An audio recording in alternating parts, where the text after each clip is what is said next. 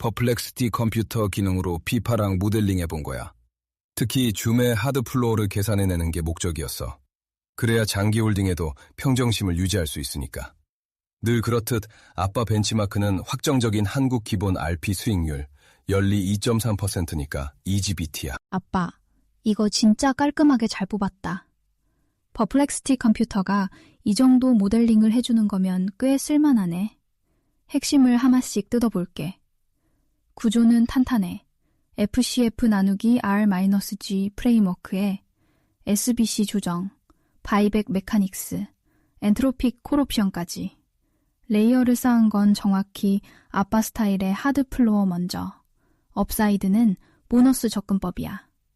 특히 임플라이드 G가 마이너스 1.9%라는 숫자가 이 모델의 핵심 발견인데 시장이 지뎀에 매기고 있는 가격이 이 회사는 영원히 역성장한다를 함의한다는 거잖아.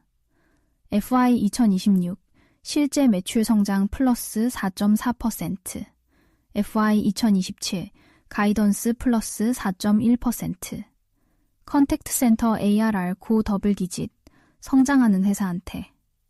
RP 벤치마크 대비 계산으로 아빠 코스트, 한국 RP 2.3% 연리로 10년 돌리면 주당 환산하면 약 102.23달러 쉐어 이퀴벌런트야.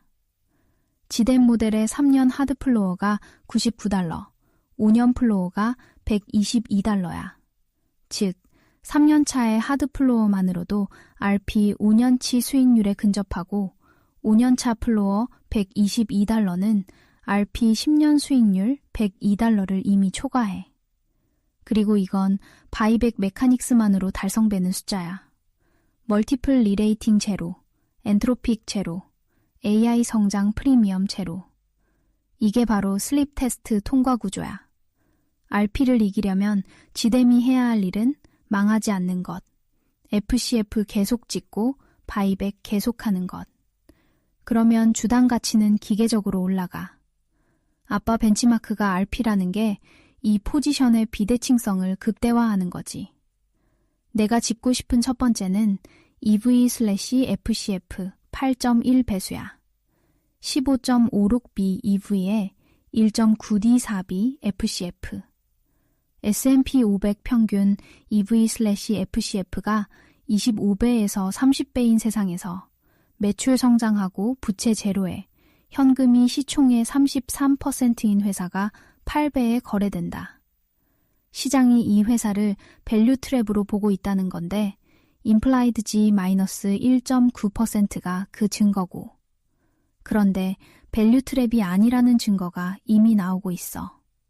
매출 재가속, FY 2025 플러스 3.2%에서 FY 2026 플러스 4.4%, FY 2027 가이디드 플러스 4.1%, 엔터프라이즈 매출 비중 61%, 전년비 7.1% 성장, 100K 플러스 고객 9.3% 증가, 4,468개, 컨택트 센터 ARR 고 더블 디짓, SBC 18% 감소로 희석을 줄이면서 캐시 보상으로 전환 중. 이건 리시프자.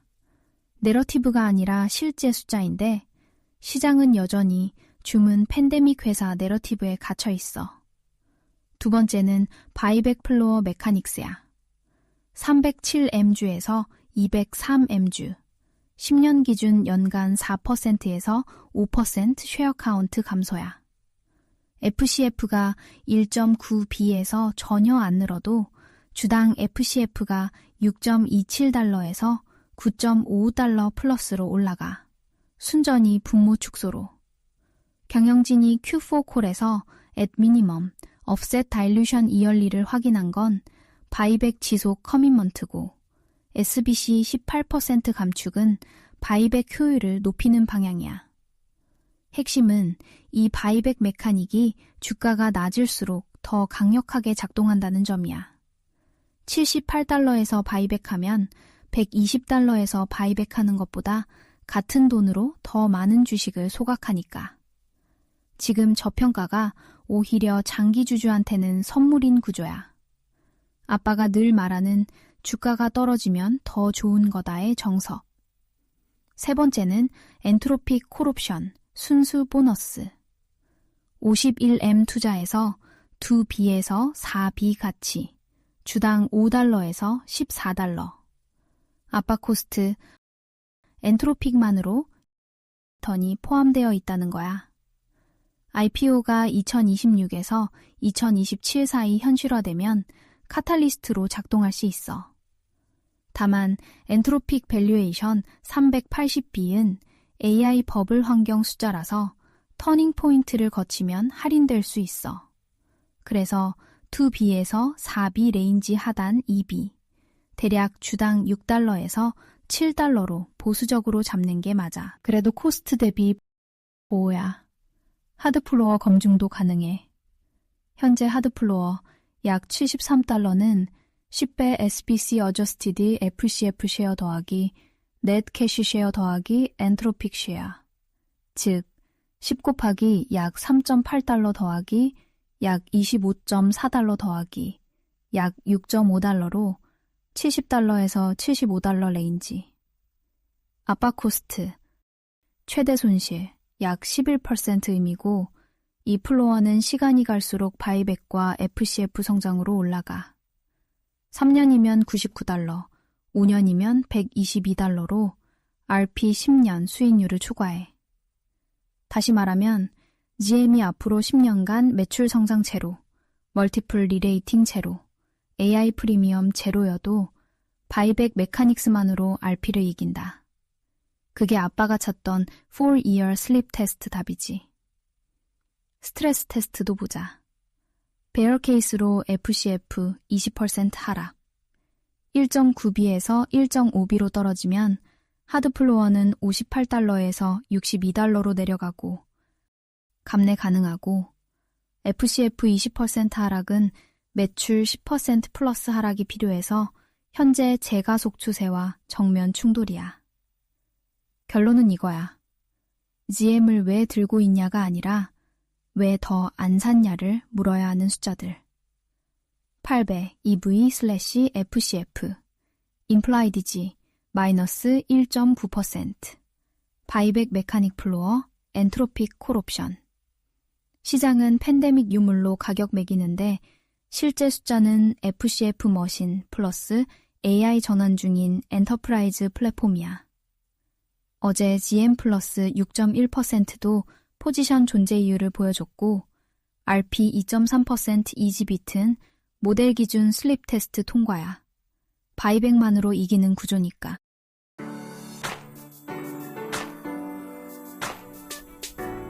이게 지금 퍼플렉서티에서 돌아가고 있는 컴퓨터라는 피처입니다.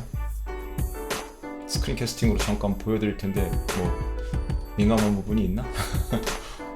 여기선 주로 모델링만 하는 거기 때문에 요즘 핫한 피처인데 그냥 버추얼 머신 속에서 돌아가는 인공지능 에이전트들이 뭐든지 만들어 줄 수 있는 그런 미니 시스템 같은 거예요. 그래서 이름을 컴퓨터라고 한 거고 많은 걸 해봤죠 지금까지.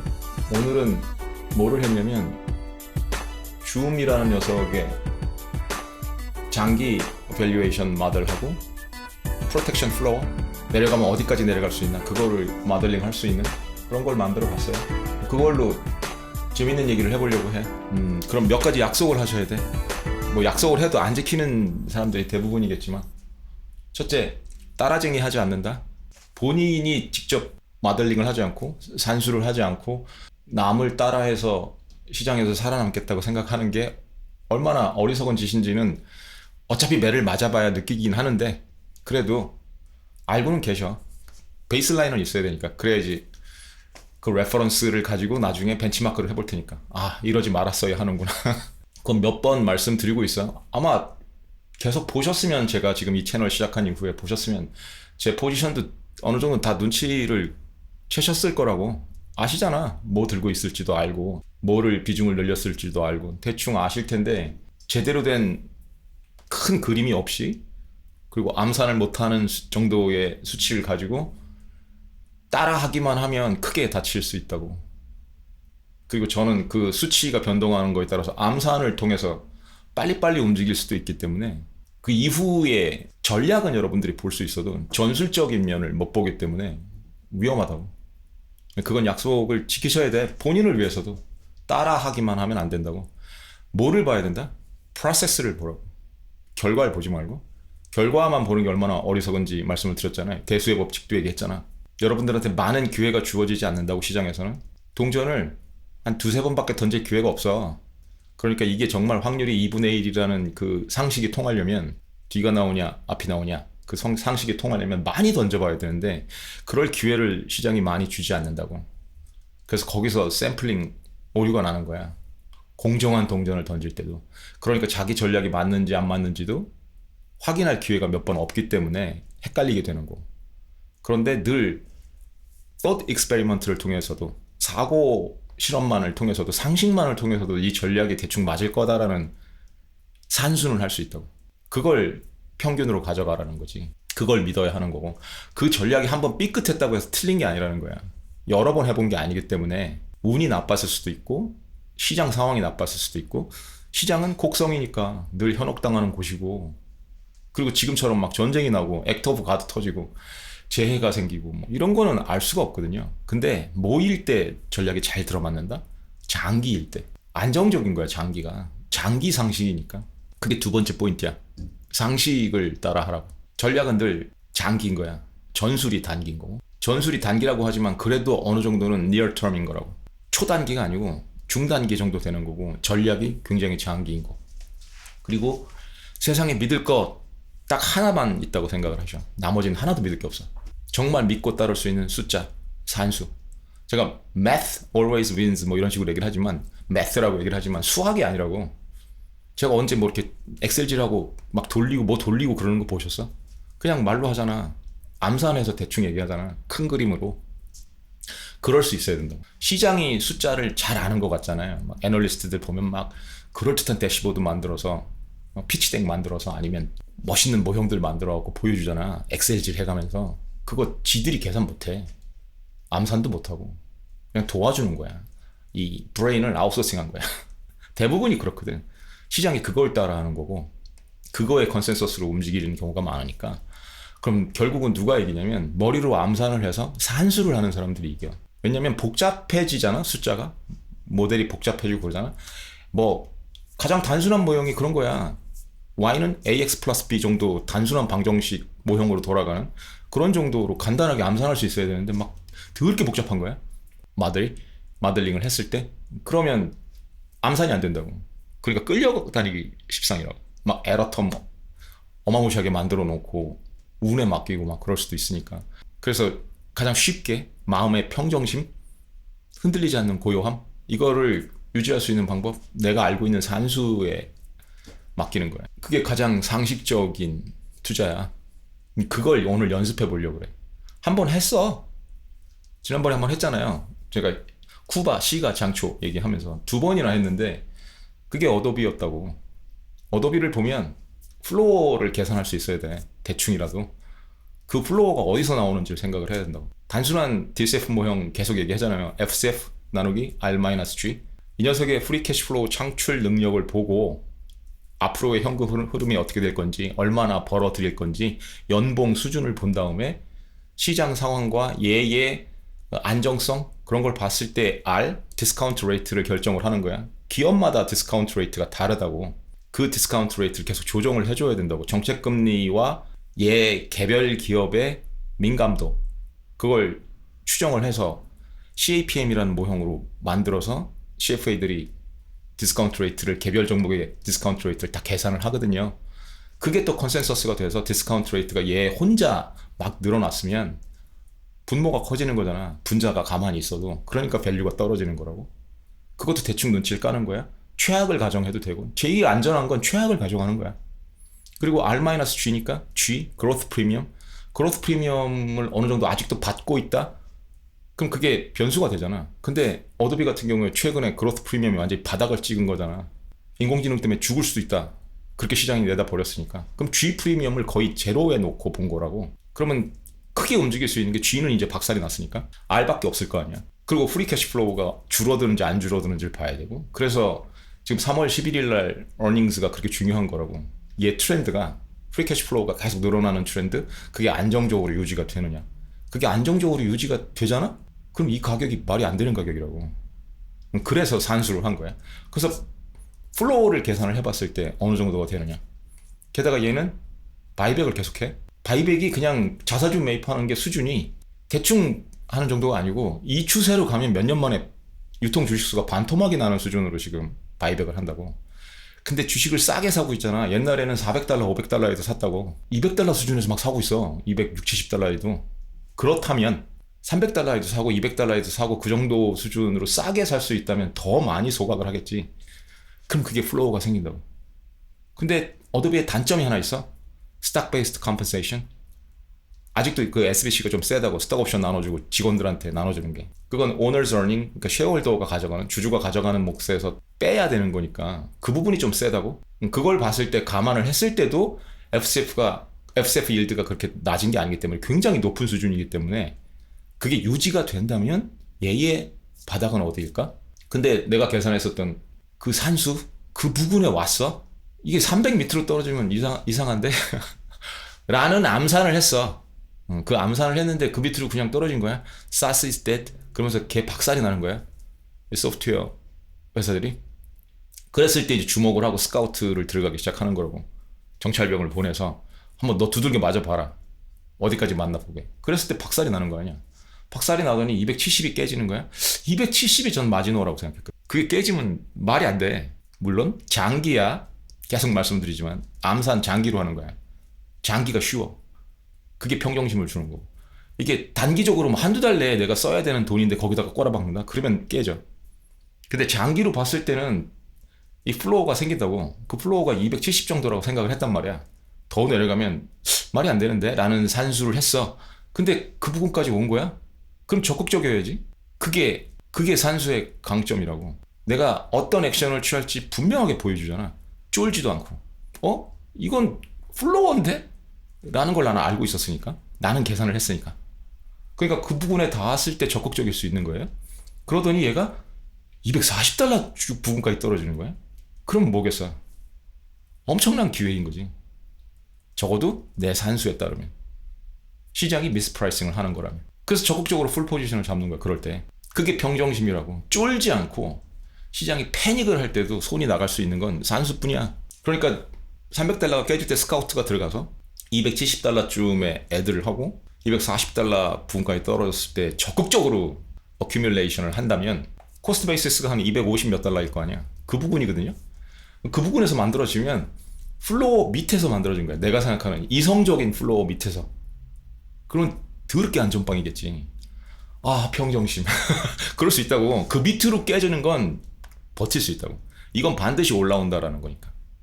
그러니까 플로어를 270쯤에 그어놨으면 이 밑으로 떨어지는 건 올라올 확률이 훨씬 높은 거야.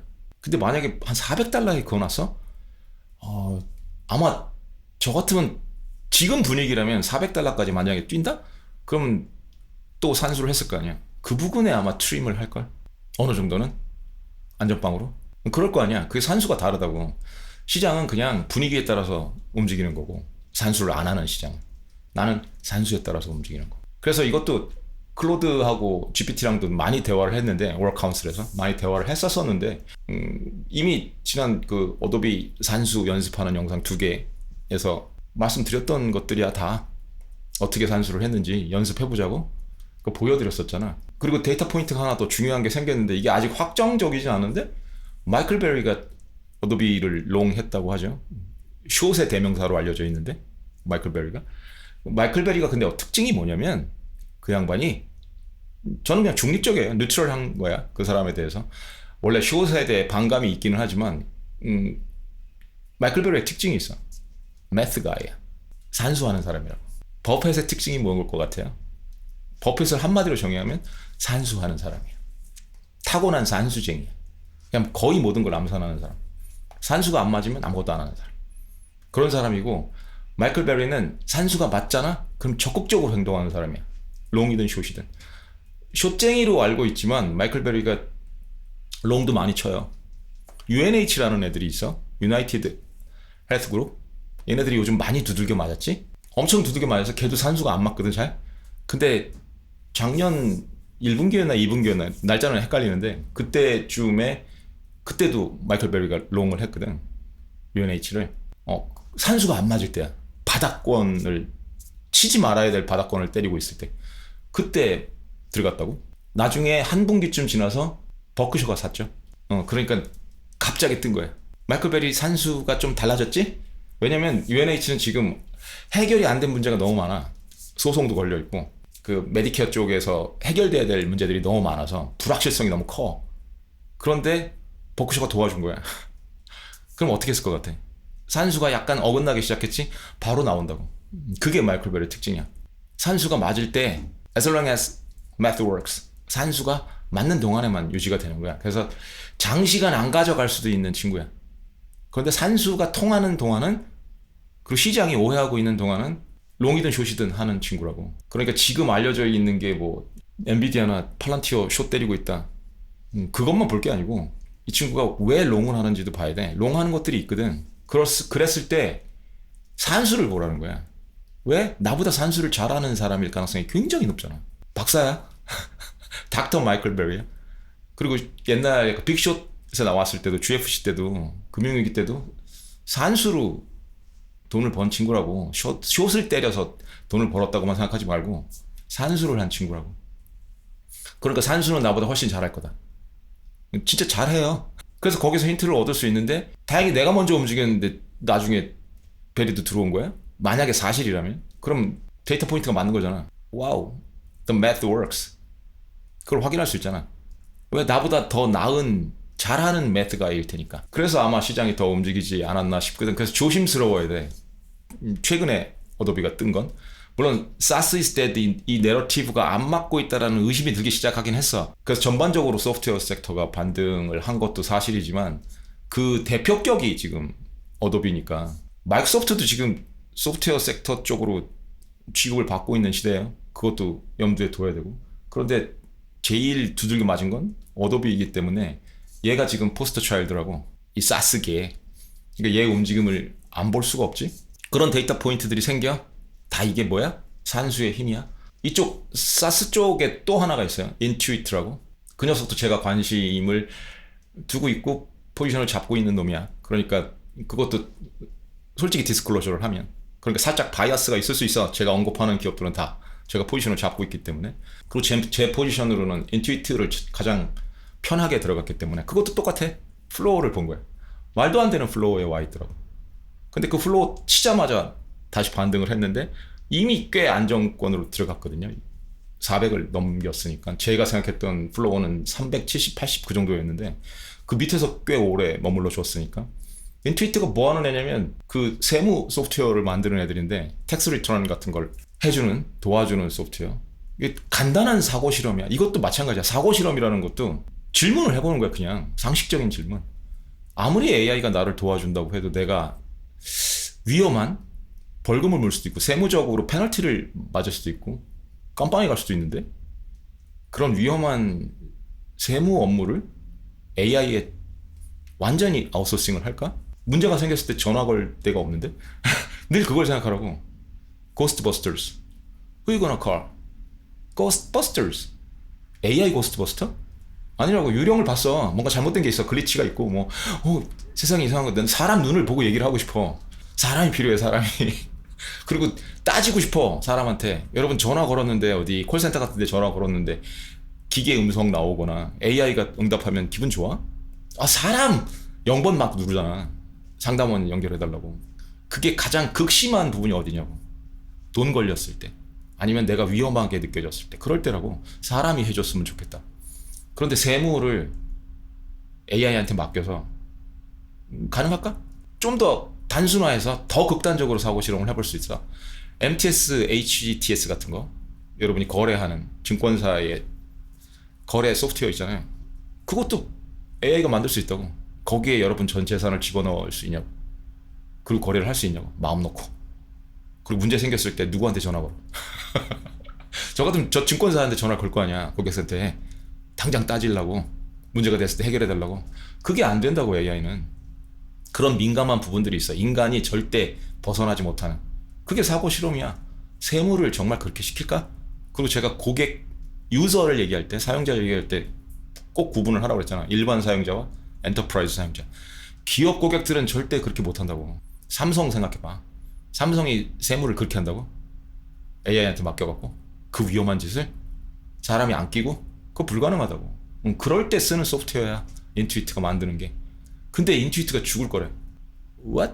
이상하잖아. 좀 안 맞잖아 상식적으로. 그걸 완전히 대체할 수 있다라는 게 그 위험한 짓을. 그럼 뭘 바라겠어요? 사람은 AI powered 툴을 바란다고.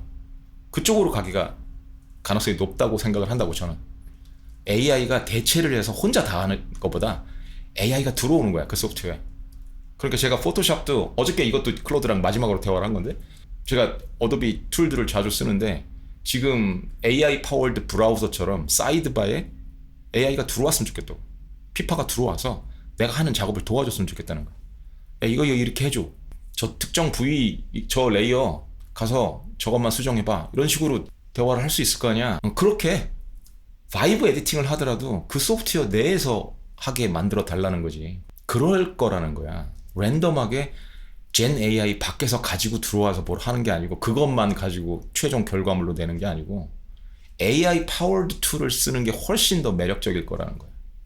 왜? 가장 중요한 건 컨트롤인데 그 컨트롤을 내가 쥐고 있는 거니까. 젠 AI한테만 맡기잖아? 그 컨트롤을 다 넘겨주는 거라고, AI에.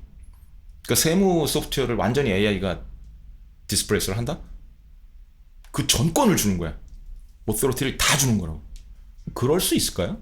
그러기는 어려울 거라고. 불안하지 않아? 내 전 재산인데? 그리고 국세청에서 전화 올 텐데. 국세청에서 전화 올 거라고 왜 세무를 이따 그러냐고. 그런 리스크를 기업들이 감당을 할까? 아닐 거라고 생각한 거야. 그래서 인투이트를 제가 380 그 부분에서 플로우를 잡은 거야. 그리고 워낙 튼튼한 회사고 FCF가 깨지질 않았고 그 트렌드가. 그러면 그 밑으로 내려갔다? 그때 평정심을 유지하는 방법? 내 매스라고. 에리스매틱이야. 매스라기보다 그냥 산수야. 그 밑으로 내려가면 accumulation. 그 삘이 확 온다고. 그 플로어는 분명히 지켜줘야 하는 거니까. 산수적으로. 그걸 보고 있어야 되는 거야. 그게 선명한 사고인 거야. 오늘 그 연습을 해보자는 거야. 줌도 그렇거든요. 이 산수가 맞으려면 기본적으로 펀더멘탈은 문제가 거의 없어야 돼. 특히 재무적으로 문제가 없어야 된다고. 돈도 꽤 벌고 이미 현금 흐름이 괜찮은데 잉여 현금 흐름도 좀 쌓여 있고 재산도 좀 있어. 돈도 잘 버는 연봉도 있고 재산도 있고 부유한 집안이야. 그럼 사윗감으로 괜찮잖아. 그 삘이 확 와야 된다고. 그런 회사 중에서. 재무적으로 개판인 회사 말고. 그런데 연봉도 계속 조금씩 늘어. 시장이 기대하는 만큼 막 2차 미분 가속도 날아가는 수준은 아니지만 조금씩 늘고 있는 회사야. 그런 회사들 중에서 산수가 안 맞는 애를 보면 레인지가 딱 보여야 된다고. 특히 플로어. 이 위는 열어둬도 되니까. 업사이드는. 다운사이드를 봤을 때 그 플로어를 깨고 내려가면 올라올 가능성이 높다고 생각하는 플로어를 만드는 거야. 그 플로어를 보수적으로 잡을 거냐? 베이스로 잡을 거냐? 낙관적으로 잡을 거냐? 그건 자기 취향이라고. 특히 계속 강조하잖아요. 벤치마크. 벤치마크는 확정적이어야 한다고. 디터미니스틱 해야 돼.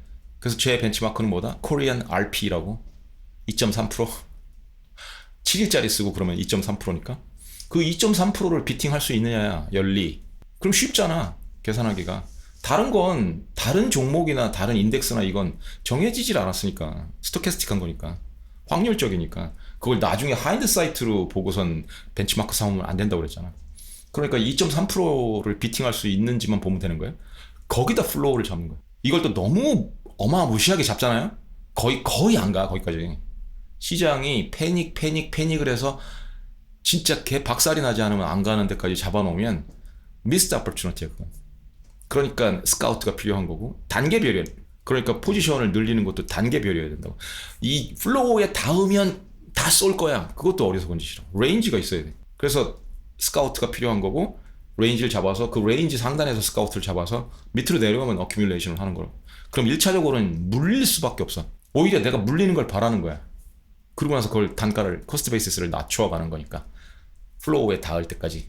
그러면 땡큐인 거고. 그 평정심을 유지하면서 매집하는 재미를 맛보는 거지. 그러려면 뭐가 있어야 돼? 현금이 많아야 돼. 광란에 빠져 있을 때 올인을 하고 있으면 그런 기회가 와도 산수가 딱딱 떨어지는 와우 하는 기회가 팻 피치가 와도 휘두를 방법이 없어. 출전을 못하니까. 그래서 현금이 많은 사람이 이럴 때 즐거운 거라고. 산수되는 애들이 막 쏟아지고 있는데 요즘 시장이 전에도 얘기했어. CAP, CAP라는 거. 장기 그 P로 봤을 때 40 수준이라고. 역사적인 고점 수준이라고. 그랬는데도 산수가 맞는 애들이 나온다면 얘네들은 역사적인 저평가일 거거든. 난 지금 시장이 너무 고평가해서 사기 싫은 상황인데 그런데도 매물이 나왔는데 너무 매력적인 매물이 나왔으면 기분 좋지. 놀지 않아도 되니까. 현금 들고 너무 오래 놀지 않아도 되니까. 그게 마이클 베리가 하는 짓이라고. 산수가 맞잖아. 마이클 베리는 두 개 옵션이 있잖아요.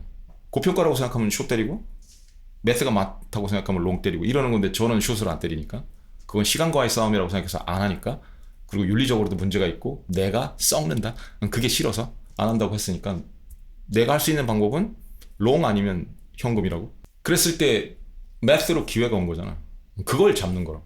그 연습을 한번 해보자고. 오늘은 줌으로 할 건데 다 지금 말씀드린 대로 첫째 조건이 재무적으로 건전한 회사여야 되고 FCF는 그래도 유지가 되거나 살짝 고개를 쳐들고 있는 살짝씩이라도 늘어나고 있는 연봉이 인상분이 있는 그 정도여야 한다는 전제로 생각해 봤을 때 괜찮은 회사라고 생각을 하거든요. 그리고 이미 많이들 나갔어. 얘가 코비드 크래시의 포스터 차일드잖아. 코비드 버블에 그걸 생각해 봤을 때 5년 동안 거의 90% 가까이 빠졌으니까 지금도 물려있는 사람이 있을지도 모르겠지만 그러니까 좀 고평가라고 했을 때 시겁하는 대명사 중에 하나라고. 줌이 사지 말아야 했을 때 샀고 사야 할 때는 안 사는 주식의 대명사. 저는 그렇게 생각할 수도 있다고 생각하거든. 아무 생각 없이 따라하면 안 된다 그랬어. 그랬을 때 한번 보자고요. 뭐 연습했잖아. 어도비로 줌도 한번 했었고 그거를 오늘은 더 확신을 갖기 위해서 워크카운트라도 했지만 실제로 마들링을 해보자는 거야. 대시보드 같은 걸 만들어서. 그리고 이거를 검증하는 단계도 거쳐야 되는 거야. 얘네들이 AI가 만들어낸 거 아무리 잘 나가는 애들이라지만 얘네들이 만들어낸 게 다 맞는다는 보장이 없다고. 수치 하나만 틀려도 다 박살나는 거니까. 모형이라는 게 방정식이잖아. 그 방정식에서 변수값이 틀리면 죄다 망가지는 거니까. garbage in, garbage out이라고. 제가 수치를 일일이 설명하거나 그러진 않을 거야. 이게 여러분 숙제야. 이 줌을 보기 전에 예를 들어 대시보드라는 게 뭔지, 피치덱크라는 게 뭔지, 이게 그냥 파워포인트 같은 거야. PPT 같은 걸 보여주는 식이야. 그런 걸 만들어 달라고 하면, 인터랙티브하게 만들어 달라고 하면 얘네들이 코딩을 해서 대시보드나 피치덱크라는 걸 만들어 주거든. 그 제미나이 노트북 같은 데서 하는 거, 노트북 LM 이쪽에서 하는 슬라이드 덱 그런 거랑 같은 개념입니다. 그런데 대시보드가 더 일반적이야. 대시보드는 약간 프로그래밍적이고 다이내믹하고 그런 느낌이 훨씬 강하기 때문에 그 대시보드를 하나 볼게요. 어저께 만든 대시보드, 마켓 크래시 프레딕션 대시보드. 이걸 인간이 옛날에 만들려고 했으면 너무 오래 걸렸거든. 그리고 오류도 많고, 그리고 이렇게 비주얼적으로 강력하게 나올 수가 없고. 근데 대시보드를 만들어 보시면 아시지만 다 만들 수 있어. 꼭 이 퍼플렉시티 컴퓨터를 사용하지 않더라도 AI를 사용하실 수 있으면 클로드가 됐든 GPT가 됐든 제미나이가 됐든 어떤 툴을 사용해서 다 만들 수 있는 걸 만들어 달라고 하면, 대시보드 만들어 달라고 하면 할 수 있어. 그것도 숙제야.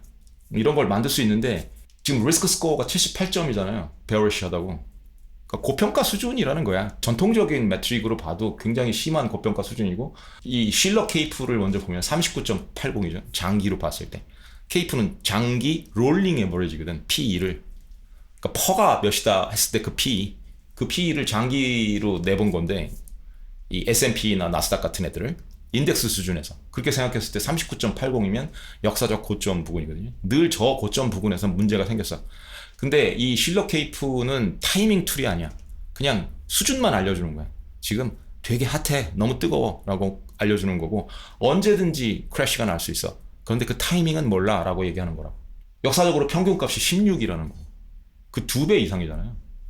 이건 버핏도 보는 수치야. 버핏 인디케이터로도 이미 넘어간 지 오래됐고, 그래서 버핏이 자기 자사주도 안 샀던 거라고.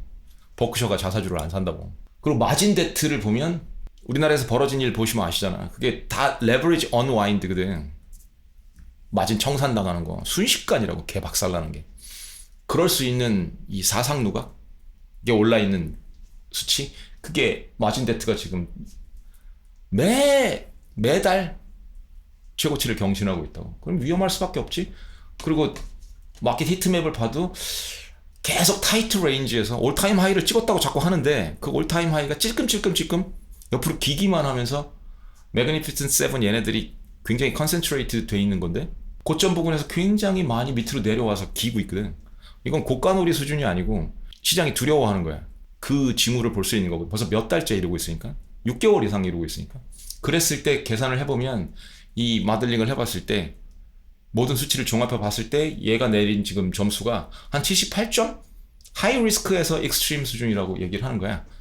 저 같으면 더 높이 잡을 텐데 보수적이어야 하니까.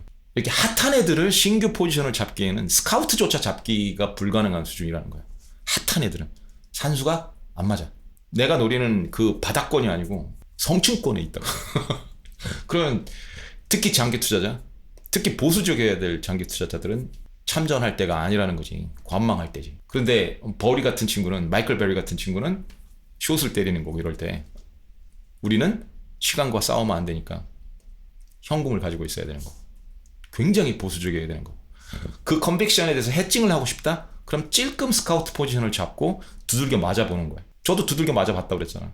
그래서 제 티시스가 신빙성이 있다라고 생각하는 근거가 된 거고. 그래서 버블 어널리시스를 보면 하이퍼스케일러 케이펙스 암스레이스가 계속되고 있다. 이 규모를 보라고.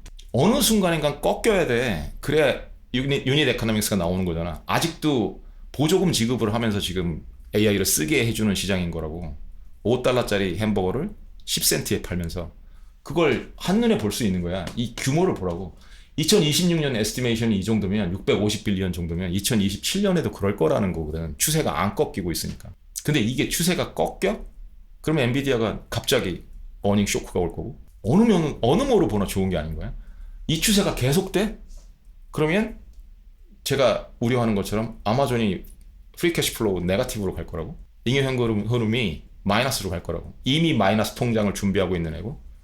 그럼 순차적으로 도미노 이펙트로 프리 캐시 플로우가 마이너스로 가는 애들이 생길 거라는 거야. $5짜리 햄버거를 계속 10센트에 팔고 있으면. 나중에 어떻게 되겠어? 보조금을 지급을 못하겠지 얘네들이. 그럼 AI 사용하는 사람들도 거기서 돈이 더 안 나올 거고. 그럼 문제가 심각해지죠. 그랬을 때 AI 버블이 터질 수 있다고. 그랬을 때 안전한 애들? AI 디스럽션으로 박살이 났던 애들. 그쪽에 제가 베팅을 하는 거고.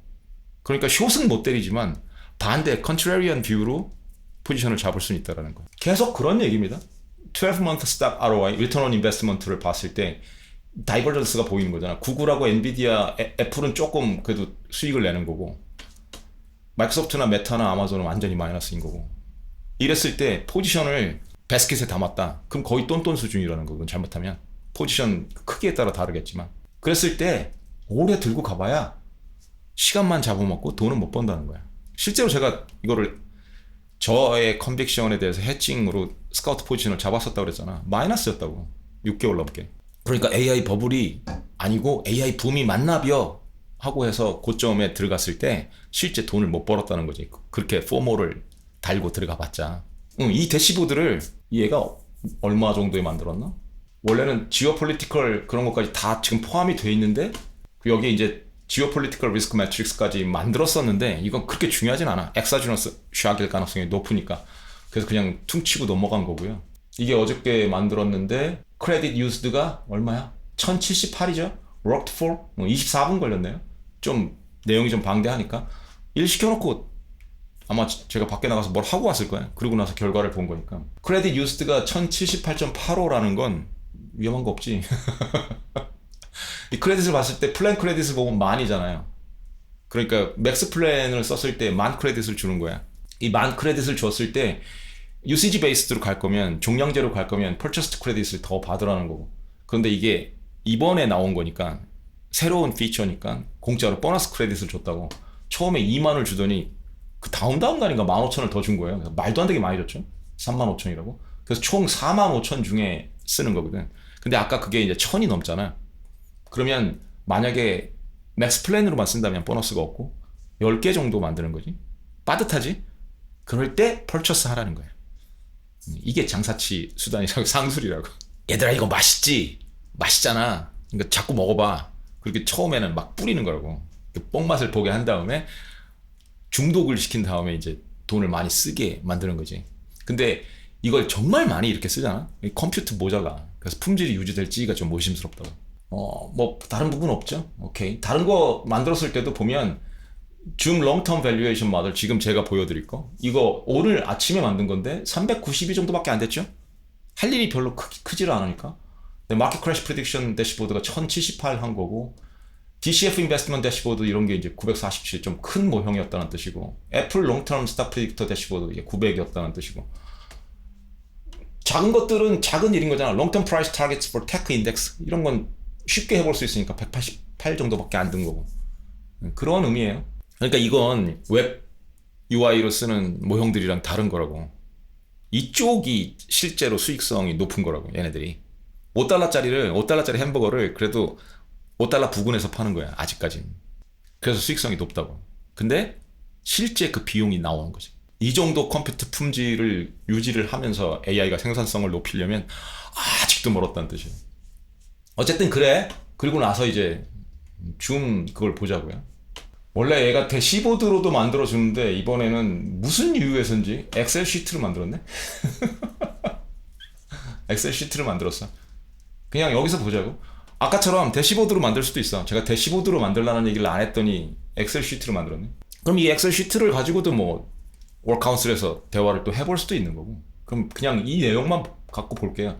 시나리오 어널리시스 보면 얘는 지금 베어 케이스로 봤을 때도 페어 밸류를 79달러로 보는 거예요. 얘랑 동의를 한다면 플로어 밑에 있었던 거잖아. 꽤 오랫동안 지금 며칠 동안 그 어닝스 미스 살짝 났다고 해서 그렇게 중요한 어닝스 미스가 아닌데 왜냐면 EPS 조금 미스난 건 얘가 AI 투자를 하기 때문이거든. AI 파워드 툴을 만들기 위해서 그 정도는 인정을 해줘야 되는 건데 시장이 그것조차 인정을 못한 거야. 공포에 찌들어 있으니까. 그러니까 얘가 생각했을 때 내려가지 말아야 될 그 플로어를 거의 79달러에 잡고 있는 건데 그게 베어 케이스인가. 베이스 케이스로 생각했을 때는 110달러인 거고 그럼 지금 수준에서 벌써 업사이드가 41%라는 거고 불 케이스면 G 프리미엄이 돌아온다는 뜻이야. FCF 나누기 R-G에서 그러면 거의 더블도 바라볼 수 있는 거고 제너레이셔널 엔트리 포인트가 될 수도 있는 거고 그냥 계속 홀딩할 수도 있는 포인트로. 그러니까 얘의 이 내용을 보자고요. The implied G of minus 1.9% is the mispricing signal. ZM generates $1.9 billion a year in FCF on a $15.6 billion EV, carries zero meaningful debt, has $7.8 billion in cash, is accelerating revenue growth, FY 2026 plus 4.4%, and holds a $2 to $4 billion Anthropic call option. If G re-rates from 0% to even 1 to 2%, the repricing is plus 25 to 50%. The buyback floor creates a mechanical ratchet that raises per-share intrinsic value every quarter, regardless of price action. All blue highlighted cells are adjustable assumptions. The model is formula-driven, so you can stress test any input. 제가 지금 뭐를 한 거냐면 저는 뭐 읽고 싶을 때 키보드 마에스트로랑 단축키 연동을 하고 제가 뒤에서 만든 스크립트가 있어요. 11labs랑 연동을 하는 API 키를 사용해서 연동을 하는 거기서 이제 제가 가장 좋아하는 목소리 조앤이라는 목소리 피파 목소리잖아. 제가 사용하는 피파 목소리 이 조앤이라는 목소리를 사용을 해서 읽어주게 그렇게 워크플로우를 짠 거야. 그걸 보여드린 건데 지금 FCF 나누기 R-G에서 얘가 implied G of minus 1.9%라고 얘기를 하는 건 역계산을 해봤을 때 지금 시장이 G 프리미엄을 전혀 안 주고 있고 오히려 마이너스를 주고 있다는 거야. 페널티를 주고 있다는 거죠. 역성장을 할 거다.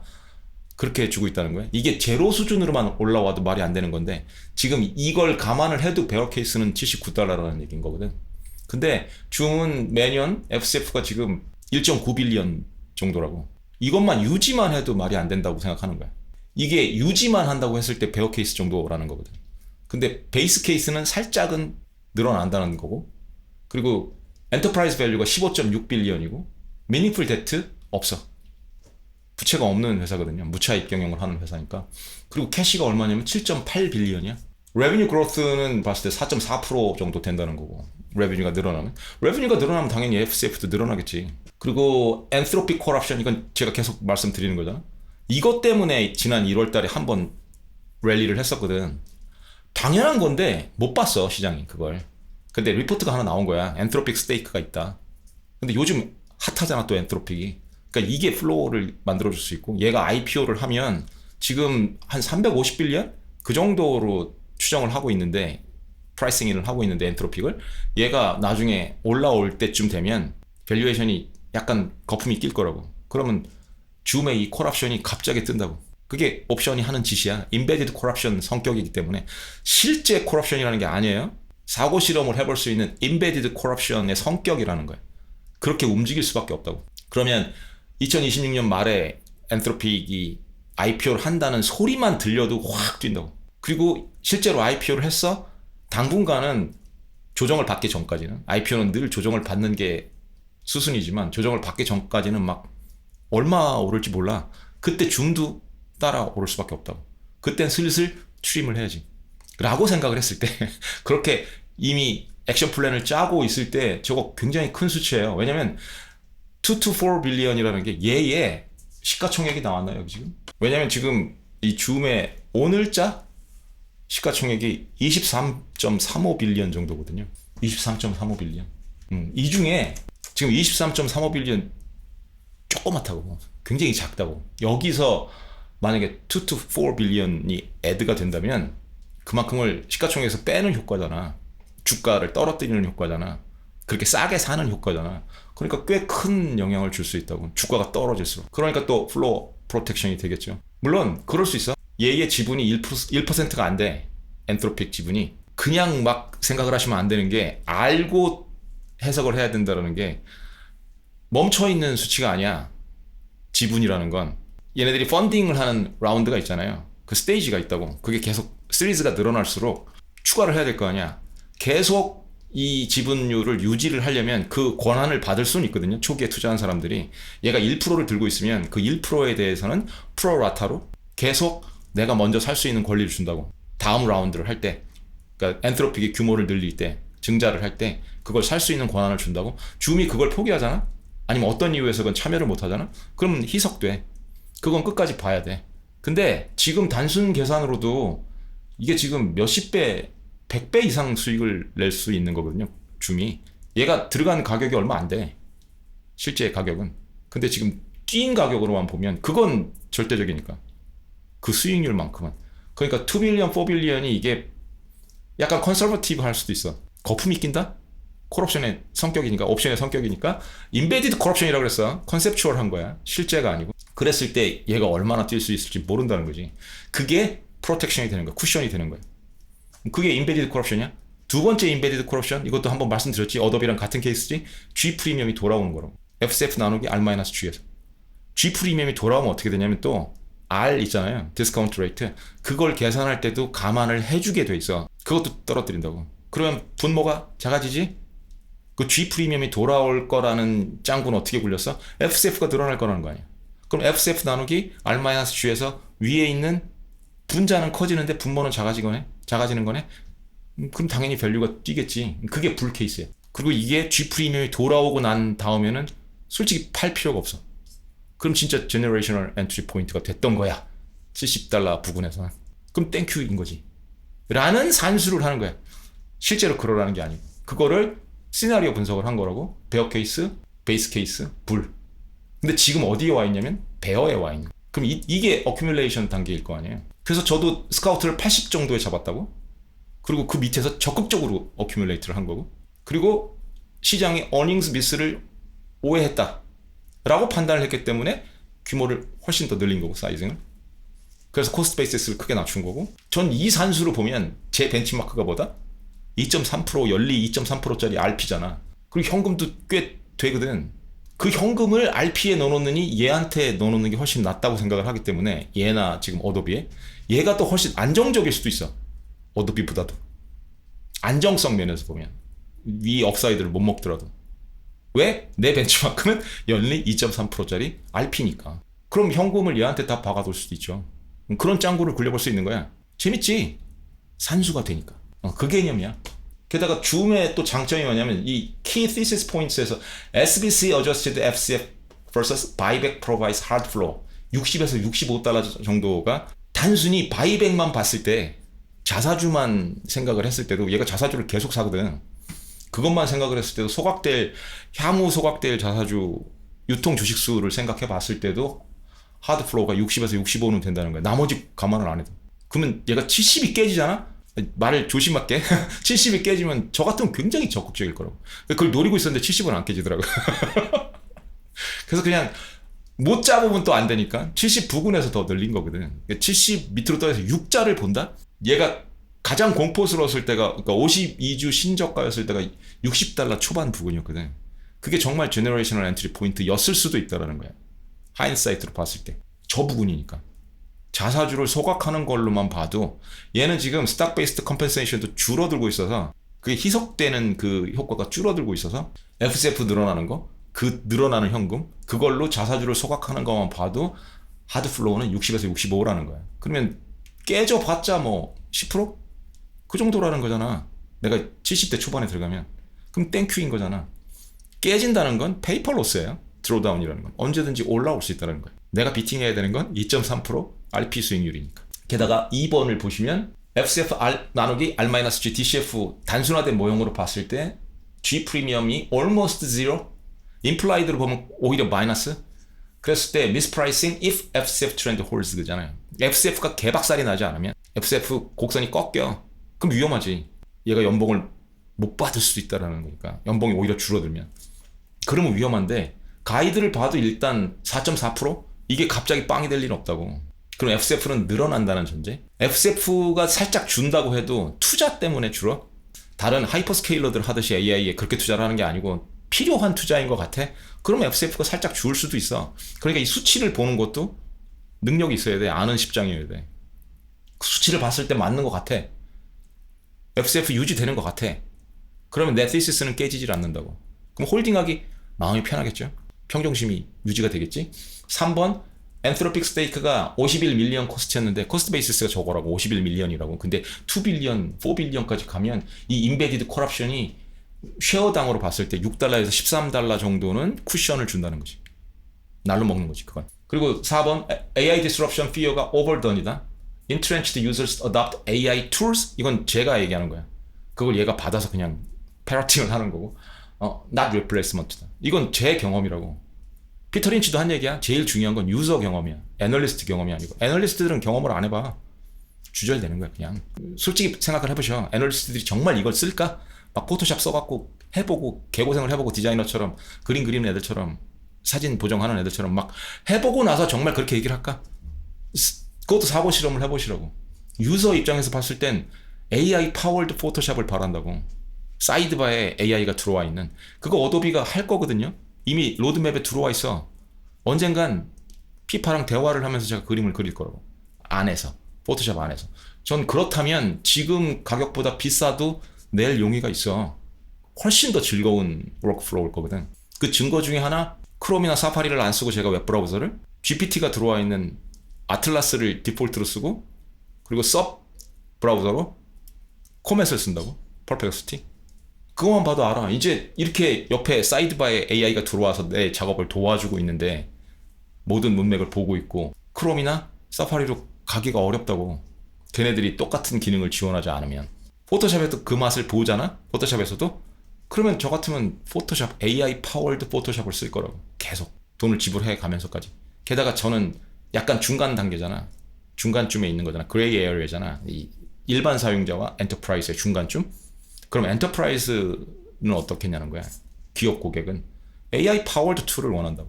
그게 저의 thesis 중요한 부분 중에 하나라고. 제가 그렇게 주장할 뿐이야. 실제로 그렇게 된다는 건 아니고 그냥 시나리오일 뿐이야. 5번에 보면 Revenue Re-accelerating. 이거는 이제 지금 조심해서 봐야 될 부분일 수도 있죠. 그 2026년에서는 플러스 4.4%였는데 가이던스를 보면 4.1%로 줄었어. 이게 왜 줄었는지 생각해 보는 거야. 왜 줄었을까, 레버뉴가? 이런 부분을 앞으로 모니터링을 해야 되는 거지. 저게 갑자기 줄어서 막 2%대로 떨어지고 이러면 위험하니까. FCF 나누기 R-G에서 FCF 분자가 작아지면 굉장히 위험하니까. 얘의 기본 펀더멘탈은 무조건 어쨌든 나머지 다 필요 없고 기본 펀더멘탈은 프리 캐시 플로우. 버는 돈이 커야 된다고. 안정적이어야 된다고. 근데 지금까지는 안정적이야. 또 하나 모니터링 해야 될 게 뭐가 있겠어요? 무차입 경영이라고 했잖아. 무차입 경영이라는 건 셀프 펀딩이 가능하니까 무차입인 거야. 차입을 안 한다는 게 굉장히 중요한 거야. 이게 꼭 좋은 것도 아니고 나쁜 것도 아니야. 왜냐면 기회가 있으면 차입도 해야 돼. 차입의 성격이 다를 뿐인 거야. 내가 땜빵을 하기 위해서 차입을 한다? 그건 위험한 신호인 거야. 아마존 믹스 셰프 발행하고 그러는 거야. 구글 100년짜리 반드 발행하고 그러는 거야. 지가 진짜 셀프 펀딩이 가능하다면 KPX가 그럴 리가 없거든. 그래서 그게 레드 플래그인 거라고. 근데 만약에 자사주에 살짝 빵꾸가 났어. 자사주를 사겠다고 했는데 빵꾸가 난 부분이 있어. 일시적으로. 그랬을 때도 차입을 하기도 해요. 어도비도 그런 경우가 있었거든. 데트를 좀 파이낸싱을 해서 자사주 프로그램을 완성한 적이 있거든. 근데 그거는 레드 플래그가 아니야. 왜냐면 향후 들어올 캐시 플로우를 생각했을 때 충분히 커버가 가능하다고 생각을 해서 일시적인 변수를 조정한 거거든. 줌도 마찬가지일 거라고. 프리 캐시 플로우 들어오는 걸로 자사주를 계속 살 수 있으면 문제가 없어. 만약에 차입을 했는데 그 차입 성격이 중간에 살짝 모자라는 부분을 자사주를 계속 유지하기 위해서, 그 프로그램을 유지하기 위해서 만약에 차입을 한다? 그것도 오케이. 근데 펀더멘탈적으로 부족해져서 차입을 한다? 그러면 위험신호. 그런 생각을 하는 거야. 근데 아직까지는 그런 징후가 전혀 없죠. 데트 파이낸싱을 전혀 안 한다고. 그러니까 얘는 가만히 있어도 망할 수 없는 회사야. 근데 시장은 얘가 망한다는 데다가 지금 가정을 해놓고 그 시나리오를 잡고 두들겨 패고 있는 거라고. 그럼 미스프라이싱 가능성이 높겠네? 거기서 산수를 한 거야. 그리고 플로우를 따져봤더니 제가 보는 아주 극단적인 플로우, 나머지 아무것도 필요 없고 SBC 어저스티드 FCF로 봤을 때 바이백만 봐도, 자사주만 봐도 그걸 계속 소각을 한다면 얘가 아까도 말씀드렸지만 마켓캡이 23빌리언이라고. 23빌리언인데 한 3년 지금 속도로 자사주를 소각하잖아? 그럼 막 30-40%씩 날아간다고. 유통 주식수가. 그럼 플로우가 당연히 생길 거 아니야. 얘가 업사이드가 없다 그래도 다시 벤치마크가 뭐다? 2.3 애뉴얼 연리 2.3%짜리 RP라고. 그럼 그걸 비팅 못할 이유가 있나? 그럼 얘가 막 크래시하고 그럴 때도 마음 편하게 잘 수 있겠죠. 산수가 맞으니까. 난 한 3년 이상 들고 가서 RP에 질 이유는 없다. 어차피 얘를 안 들고 있는 기회비용은 RP에다 쳐받고 있는 걸 테니까. 그럼 내가 잠을 못 잘 이유가 없지. 3년 슬립 테스트 가볍게 통과하죠. 근데 1번만 가정을 했을 때 60에서 65라고. 나머지를 뻔히 있는 펀더멘탈적인 요인들을 감안을 했을 때 베어 케이스가 $79. 근데 지금 여전히 어저께 랠리를 했는데도 딱 그 부분에 있죠. 그러니까 거기서 또 트림을 당할 수도 있지. 시장에서는 이게 랠리다라고 해서 팔아먹을 수도 있는데 여전히 밑에 있는 거야. 아직도 저도 어큐뮬레이션 할 수 있는 레인지에 있는 거고, 우리가 바라보는 건 베이스야. 베이스만 가도 저게 지금 RP로 따지면 얼마를 먹는 거냐고. 지금 베이스만 봐도 RP가 벤치마크라면 어마무시한 거잖아. 그렇게 산수를 하는 거라고. 제가 뭐 대단한 지금 엑셀지를 했어? 파이썬 돌렸어? 아니잖아. 그냥 해석하는 거잖아. 그리고 나서 이 수치들을 다 검증해야 돼. 얘가 잘못 긁어왔을 수 있어. 그걸 다 검증을 해야 된다고. 근데 암산으로는 대충 맞아. 만약에 좀 불안하다 싶으면 꼼꼼히 이걸 검증을 해야 되는 게 내 할 일이라고. 당연히 내가 해야 될 일이야. 이게 왜 그러냐면 여러분들이 실제로 돌려보시면 아시겠지만 FCF 나누기 R-G에서 이 변수들을 조금만 수정을 해도 R과 G를 찔끔만 수정을 해도 수치가 엄청나게 달라져요. 그러니까 꼼꼼해야 돼. 꼼꼼한데 그 기본 원리는 달라지지 않아. 그걸 암산하라는 거야. 그럼 뭘 해봐야 될지 알겠죠. 워크카운슬을 하든 뭐를 하든 모형이랑 이런 식으로 대화를 하라는 거야.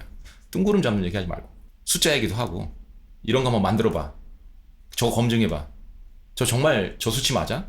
크로스 레퍼런스도 할 수 있고. 그러려면 모형이 2개 이상 돼야겠지. 그렇게 대화를 해볼 수도 있고. 이거 가지고 마들 카운슬, 퍼플렉시티에 있는 기능이 있잖아. 마들 카운슬을 해볼 수도 있는 거고, 이 자료를 가지고 던져준 다음에 그런 거를 해보셔. 그게 숙제야. 안 하셔도 돼. I've got nothing to lose. 여러분이 하든 안 하든 나한테는 아무 상관이 없어. 아무 상관이 없는데 해보면 전율을 느낄 수도 있을걸? 이게 진짜 재미야. 투자할 때 그런 게. 근데 여기서 포인트를 놓치시면 안 돼. 제일 먼저 중요한 건 헤드 매트. 그냥 단순하게 큰 그림을 숫자로 볼 수 있는 능력. 그걸 계속 훈련하는 거야. 두 번째는 아는 십장. 모형에 끌려당기지 말라고. 모형은 부리는 거야. 일을 시키는 거고, 나의 드러저리, 내가 노가다 뛰는 부분, 그런 부분을 아웃소싱 하는 거라고. 브레인을 아웃소싱 할 생각하지 마시라고. 모형은 틀릴 수 있어. 그리고 틀려. 분명히 이 thesis 만든 거에도 얘가 틀린 게 있을 거라고. 그걸 꼼꼼히 잡아내시라고. 그리고 계속 대화를 하고. 그럼 재밌을 거야. 그 재밌는 일들을 안 하고 살아, 많이들. 이게 산수가 안 되니까 시장에 끌려다니는 거야. 진짜야. 마지막으로 노파심 얘기 안 해도 되죠? 그대로 따라 하시면 안 돼. 줌이 좋은가 봐. 막 이제 줌 사드리고. 어도비가 좋은가 봐. 막 사드리고. 대도적장에 샀대. 근데 진짜 올랐네. 막 그러면 안 돼. 당할 거야 또. 믿어볼게.